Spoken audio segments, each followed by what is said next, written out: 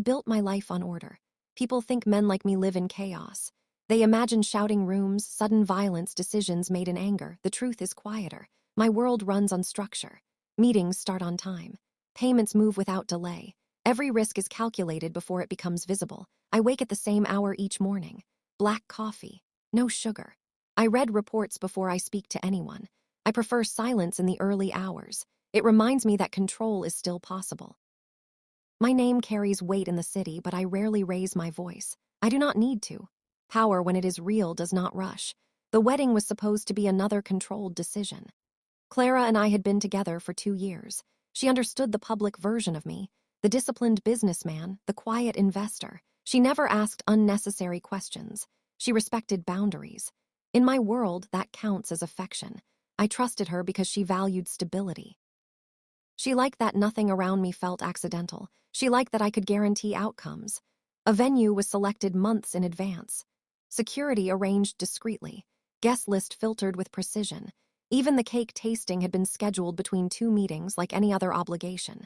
Marriage, for me, was not about romance. It was about alignment, partnership, continuity. My first marriage had been different. With Alina, there had been emotion, too much of it. She had married me before I fully understood what my life would demand. Back then, I was still expanding, still proving myself. There were long nights, unanswered calls, sudden trips I could not explain. She asked questions I refused to answer. Our divorce was quiet, efficient. I ensured she left with more than enough: property, money, protection. I believed I had done the honorable thing. I told myself she would be safer away from me. We signed the papers 5 years ago. After that, I closed the file in my mind. No children were mentioned, no pregnancy, no final argument about it, just distance and silence. I assumed if there had been something important, she would have told me, or someone would have. In my world, secrets rarely survive long. That belief gave me comfort. As the wedding approached, I felt no doubt, only routine. I reviewed contracts between calls. I confirmed security arrangements. I approved the cake consultation personally because public appearances required caution. I did not feel nervous about marriage.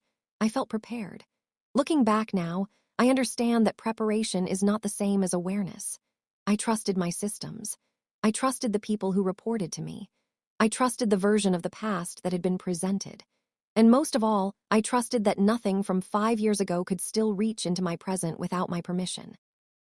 When I saw her in the bakery, my first reaction was not anger, it was confusion. Alina stood near the window as if she had been placed there carefully, like part of a display. The child beside her held a small paper bag, probably cookies. She looked no older than 4, 5 years. The math formed in my head without effort. Alina did not smile. She did not look surprised either. She looked prepared. That unsettled me more than anything. "Hello," she said softly, just that, no accusation.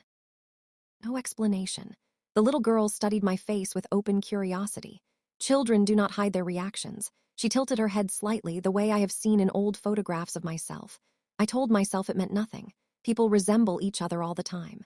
Clara entered a few seconds later. She noticed the tension immediately. She is observant in quiet ways. Her hand rested lightly on my arm, not possessive, but questioning. "Is everything all right?" she asked. I nodded before answering. "Yes." Alina looked at Clara, then back at me. There was something measured in her expression, not fear, not hostility, something closer to caution. The child's fingers tightened around Alina's hand. "What is your name?" the girl asked me. Her voice was calm. Alina hesitated as if she wanted to interrupt, but she did not. I crouched slightly to meet the child's eyes. I do not usually lower myself for anyone, but with children it feels different, less like surrender, more like adjustment. "That is a strong name," I said after she told me. She smiled. It was small, controlled, not loud or careless. Again, I felt that strange pull of recognition. Clara's grip on my arm shifted, slightly firmer. "Alina," I said finally, standing upright. "I didn't know you were back in the city." "I've been here," she replied. The answer was simple, too simple. For 5 years, I had received no updates about her movements. That alone was unusual.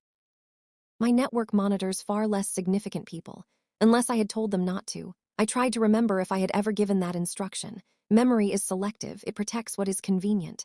"We should talk," I said quietly. Alina nodded, but her eyes flickered toward the child. "There's nothing to talk about," she replied. The statement landed heavier than it should have. Nothing to talk about. Clara spoke then, politely but firmly. "We have an appointment." It was a reminder of time, of the future, of the wedding cake waiting to be chosen. I looked once more at the child, 4 years old, 5 years since the divorce. The discomfort was small at first, like a stone inside a shoe, easy to ignore if you keep walking, so I walked. But the numbers stayed with me. I did not confront anyone that night. I have learned that immediate reactions are expensive. Silence, on the other hand, reveals patterns. Instead of asking direct questions, I reviewed timelines. 5 years ago, the divorce was finalized in early spring. I remember the weather because it rained the entire week we signed the final documents. Alina moved out of the house within days. Financial transfers were completed through my legal team. Everything documented. Everything clean. At least that is what I believed. I requested archived files from my office the next morning. Not loudly. Not urgently. Just a standard retrieval of divorce records and related expenses. Within an hour, the digital folder was on my desk. I went through every page. Settlement transfers, property deeds, confidentiality agreements, a medical insurance extension I had approved for 12 months after the separation. That last detail made me pause. I do not extend benefits without reason. The coverage had included maternity services. I stared at that line longer than I should have. It could have been routine, a precaution. Lawyers sometimes over-prepare. Still, I called Marco, my financial coordinator at the time. His voice was steady but slower than usual when I asked about that period. Standard protection, he said. You wanted everything handled respectfully. Was there anything unusual? I asked, a brief silence. Not that I recall.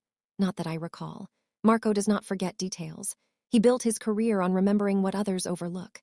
After the call, I accessed archived payment logs directly, bypassing summaries. Large transfers are easy to track. Smaller ones require patience. 3 months after the divorce, there was a discrete payment to a private medical facility under a shell entity I rarely use. I did not recognize the invoice code. The amount was significant but not dramatic. It would not attract attention. I leaned back in my chair and tried to reconstruct the months after the divorce. I had traveled frequently, expanded operations in another region. My focus had been external. Alina had not contacted me once. At least, that is what I remembered. I searched communication logs. There was one missed call from her number 2 weeks after the separation. It lasted 3 seconds before disconnecting. I never returned it. I told myself at the time that distance was cleaner. Now, it felt incomplete. Later that afternoon, I requested background updates on the private clinic, quietly, through channels that do not appear in official records. The response came back before evening. The clinic had closed 4 years ago. The lead obstetrician relocated abroad shortly after. No public scandal, no investigation, just closure. Individually, none of these details proved anything. Together, they formed a shape. I did not want to name it yet, but the possibility had moved beyond imagination. It was becoming structural. I asked Alina to meet me 2 days later. Not at my office, not anywhere connected to my name. We met in a quiet cafe on the edge of the city, a place where no one watches too closely. She arrived on time. Alone. She looked older than I remembered, not weaker, just steadier, like someone who had learned to survive without expecting help. I won't take much of your time, I said. You never did, she replied calmly. There was no accusation in her tone. That made it harder. I did not circle the subject. The child, I said. How old is she? Alina held my gaze. 4. The number settled between us. She looks like me. A small exhale left her lips, not nervous, not defensive, just tired. Children resemble many people, she said. I reviewed old records, I continued. Medical extensions, payments to a clinic. Her expression did not change. That was deliberate. You have resources, she said quietly. You can find patterns anywhere if you look long enough. Was there a pregnancy? No, the answer came without hesitation. I watched her hands. They were steady on the table. You're imagining connections because you want them, she added. Maybe guilt creates stories. Guilt, for how we ended. I leaned back slightly. The shift was subtle but intentional. She was reframing the conversation. You think I regret the divorce? I think you regret losing control. That was precise. In my world, control is survival. She knew that. Before I could respond, my phone vibrated. Clara, I answered. Her voice was soft but direct. Are you still meeting her? Yes, a pause. I don't understand why this matters, she said. We're getting married in 3 weeks. There are details that don't align, I replied. Or maybe you're looking for drama before something stable, she said carefully. You're not used to calm. I did not like the implication. You think I am inventing this? I think your past is closed, she answered, and you don't know how to leave it that way. When I ended the call, the cafe felt smaller. Alina watched me without expression. You see, she said, even she thinks you're overreacting. Overreacting, the word lingered. For years, I have been accused of being cold, controlled, calculated. Now I was being told I was emotional, irrational. The contradiction unsettled me. If there is nothing to hide, I said quietly, then a simple confirmation would end this. There's nothing to confirm, she replied. She is not yours. Not yours. The certainty in her voice was almost convincing. Almost. But certainty can be practiced. And I began to understand that I was being guided away from something, not toward clarity. Still, doubt is powerful. When two people calmly suggest you are mistaken, even a disciplined mind begins to question itself. I stopped asking direct questions after that meeting. Pressure creates resistance. Distance creates mistakes. Instead of confronting Alina again, I shifted my focus to verification. Not through public channels, through quieter ones.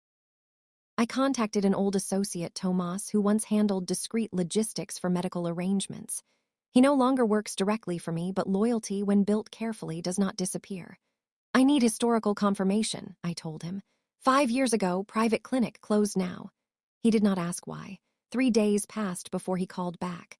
The clinic specialized in confidential births, he said.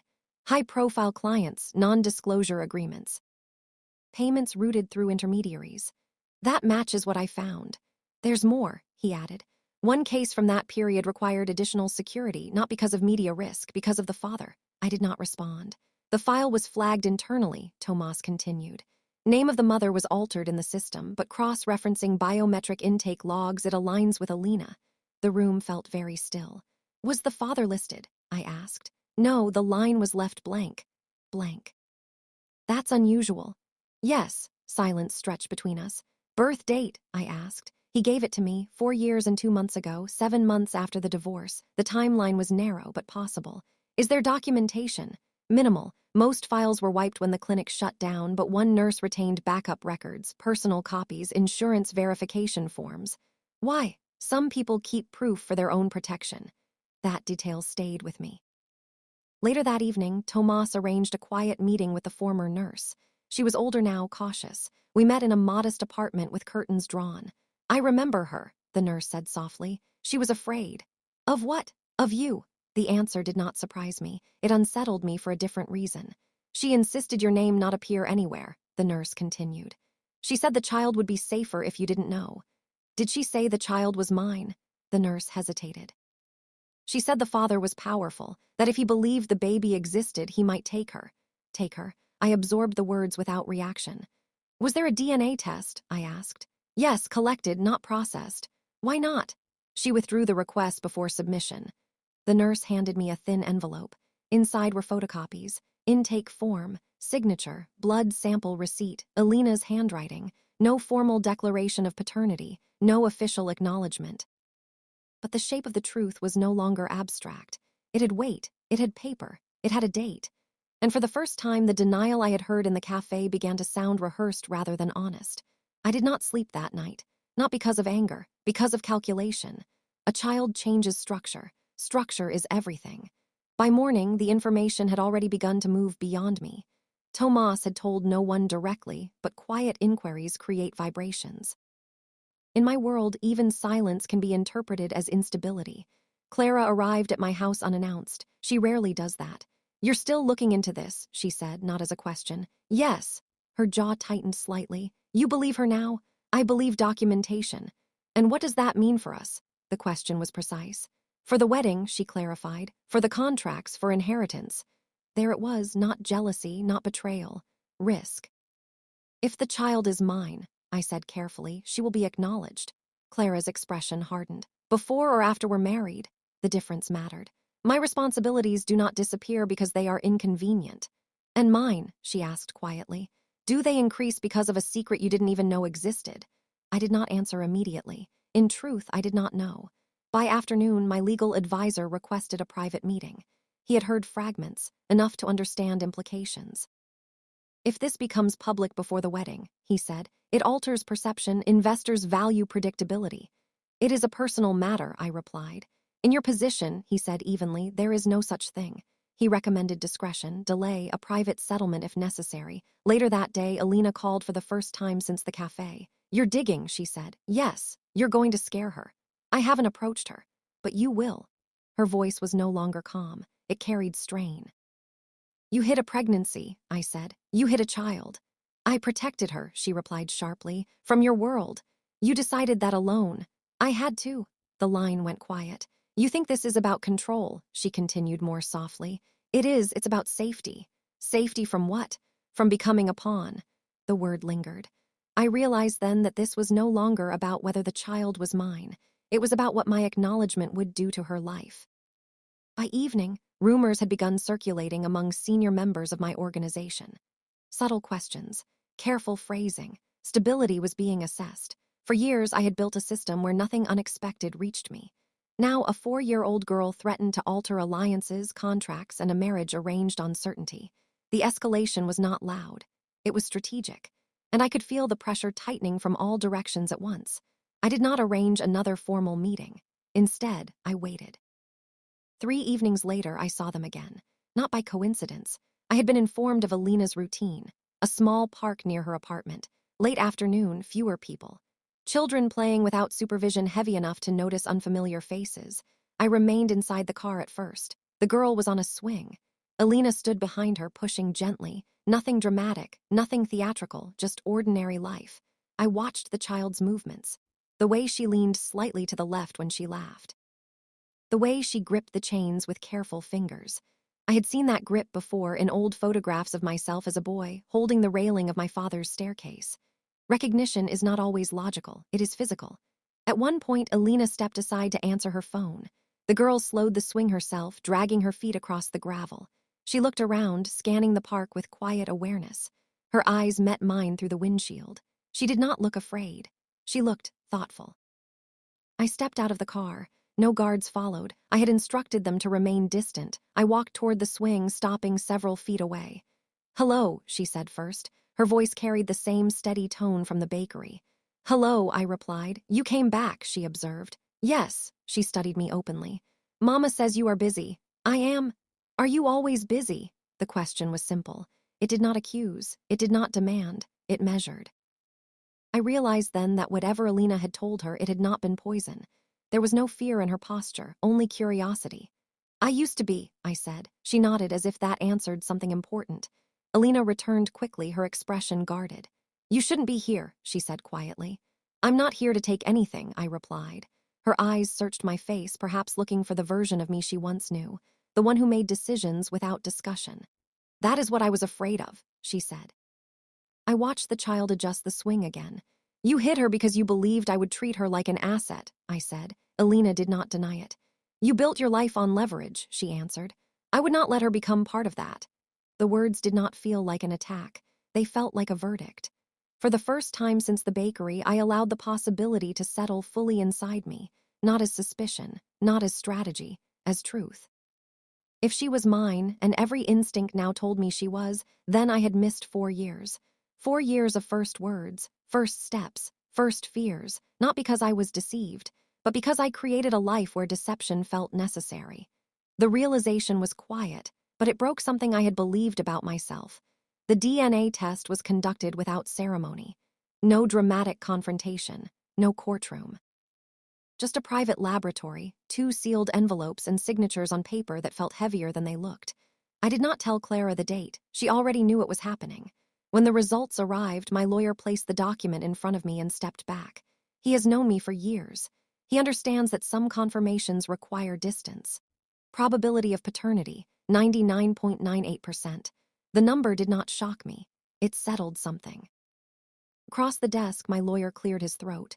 "We need to discuss recognition, guardianship, and asset structuring." Asset structuring. Even now, the language reduced her to legal positioning.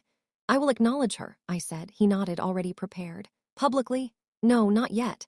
The wedding was scheduled in 10 days. That evening, Clara came to the house without calling. "You have the results," she said. "Yes." She did not ask what they said. She read my silence. "So it's true." "Yes." She stood very still for several seconds, not crying, not angry, just calculating the shift. "This changes everything," she said finally. "It changes some things," I replied. It changes the marriage, she corrected. You cannot bring an unplanned heir into a union built on stability. The word heir again, I watched her carefully. There was disappointment, but not heartbreak. Her fear was not emotional loss, it was structural risk. I will not deny my daughter, I said quietly. Clara's jaw tightened. And what does that make me? Someone who deserves clarity. She looked at me for a long time. You should have resolved your past before asking me to build a future with you, she said. There was no shouting, no dramatic exit. She removed her engagement ring and placed it on the table between us. This is not punishment, she added. It is preservation. By morning, the wedding venue had been informed of a postponement. The bakery order was canceled. Deposits were forfeited without argument. Within my organization, the response was measured. Advisors adjusted inheritance projections. Legal teams drafted protective trusts. Discussions remained private. No scandal leaked. Alina received formal acknowledgement papers 2 days later. She read them in silence while I waited. You're not fighting it, she asked. No. She studied my face carefully, perhaps searching for resentment. You understand this will connect her to your world, she said. I understand, I replied, which is why protections will be written carefully. She nodded once. There was no victory in her expression, only relief. Consequences rarely arrive with noise in my life. They arrive as rearrangements. A canceled wedding, a new legal structure, a future rewritten without negotiation. And somewhere inside that restructuring, a quiet acceptance that control does not prevent loss. It only delays recognition. I did not visit the bakery again. The cake order remained canceled. The city continued its rhythms, unaware of the quiet upheaval in my life. For years, I had believed control could shield me from disruption. Now I understood its limits. I met my daughter formally in a small park. No guards, no entourage, just her, Alina, and myself. She ran toward me hesitantly, then stopped a few feet away. Not afraid, not expecting, just curious. I sat on the bench. She sat beside me, and for a moment, silence filled the space between us. I did not speak. Words would have been heavy, unnecessary. Instead, I observed her, the tilt of her head, the subtle gestures, the way she processed the world with careful attention. Alina watched from a distance, allowing us space. There were no apologies, no explanations, only acknowledgement, only the quiet understanding that the past cannot be erased. I realized that power and control matter little here. This truth, her existence, the years lost, the cost of my choices, is one thing I cannot dominate or redirect. We sat together until the light softened. Nothing was celebrated. Nothing was claimed. Only truth remained. And in that quiet, I understood the heaviest consequence of all, living with the knowledge that some things are beyond control, yet still must be faced.